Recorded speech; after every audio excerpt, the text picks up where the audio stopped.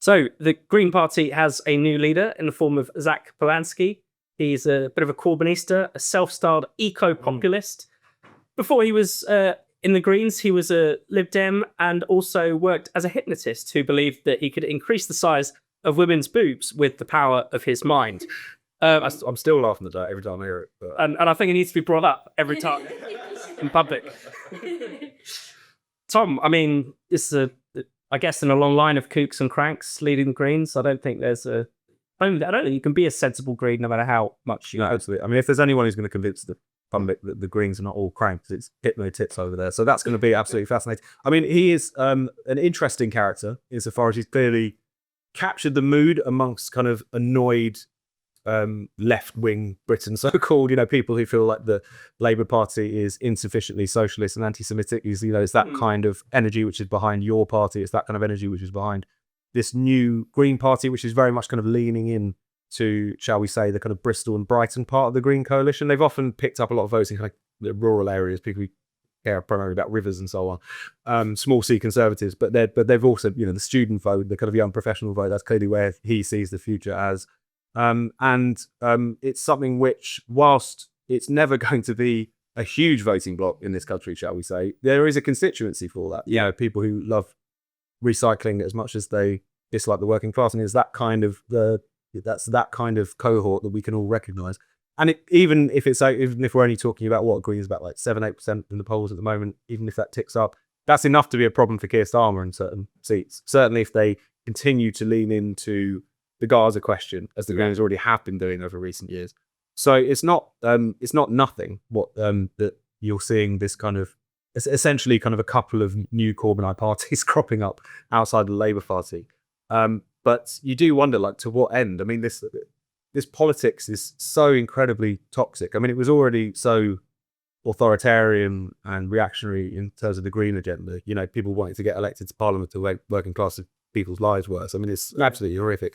But the fact that it's now latched onto identity politics, that it's now latched onto essentially a mass apologism. The number of Green councillors, by the way, and Green officials who were after the last election were found to have said some pretty questionable things about October the 7th is very, very striking. And of course, they just elected Muhsin Ali, the Leeds councillor, who everyone will remember from his count where he shouted Allahu Akbar and this is for Gaza. He's now the co-deputy leader. So it's not to say that this is an insignificant phenomenon. It certainly could be a headache for the Labour Party, but it is a reminder that particularly toxic mix of like Greenism, identity politics, and now the Gaza issue is something, is a bad smell that will continue to hang around us. But yeah, Connie, one thing that struck me is how hard he's gone in on the trans issue. In particular, even saying, in relation to our last question, he's one of the few people in public life who's saying he agrees with the arrest of Grey Lynn and supports the police in their endeavours on that front, but not in any other endeavours, of course. Well, to be fair to you, he did say he thought maybe 5 armed police and it's a bit too much. 1 or 2 be all right? Yeah, basically. Well, to be honest, I do understand why people like him. I understand why he won. He says what people in that camp like to hear, and he does say it well. Whether or not you think it's a load of rubbish, what rubbish that he's saying is said quite well. And so, yeah, I'm not surprised that he's won. He is saying what they like to hear. And I actually, even though it's hard to listen to what he's saying, I do think he deals quite well with media, even when he is asked all the time about this hypnotist stuff. He's able to, sort of say that he doesn't believe in it anymore, even though it's like, well, did you ever believe in it? I don't know. It's just such a mess, but he was never going to be able to live that down. But on to Muhsin Ali. I was at uni when I was still at Leeds Student Radio, when I was on Politics Hour, when he was elected to Hare Hills.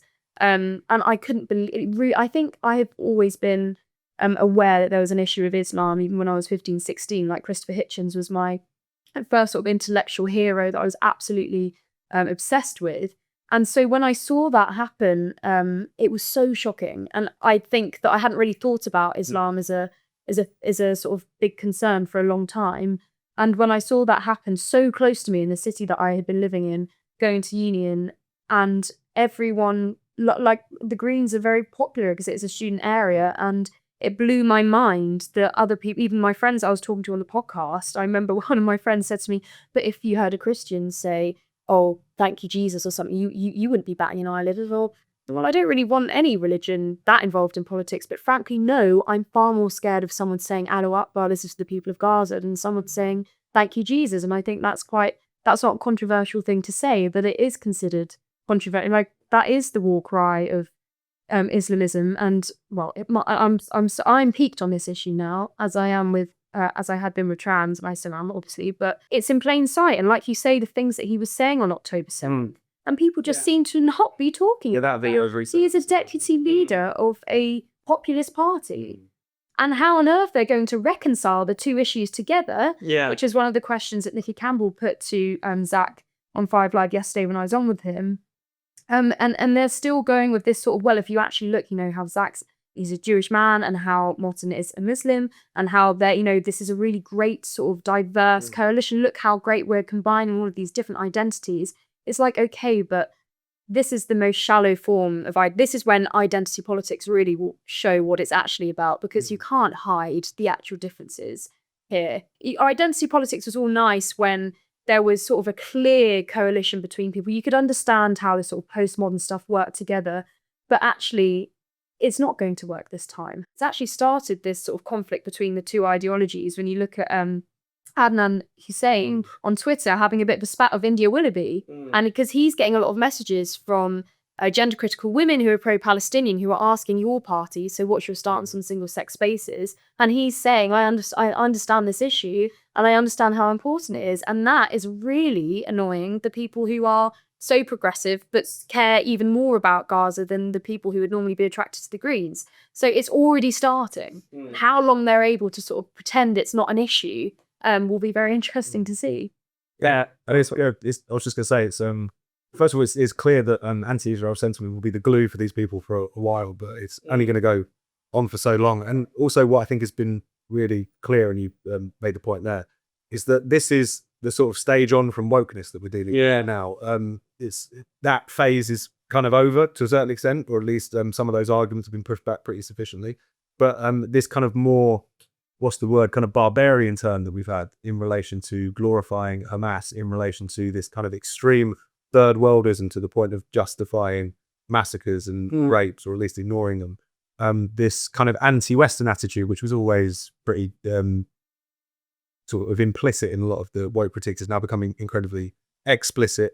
And the Green Party and your party in different ways are expressing that. The fact that whatever this kind of identitarian thing was, it's now morphing into something more explicitly barbaric, and certainly willing to justify very barbaric acts.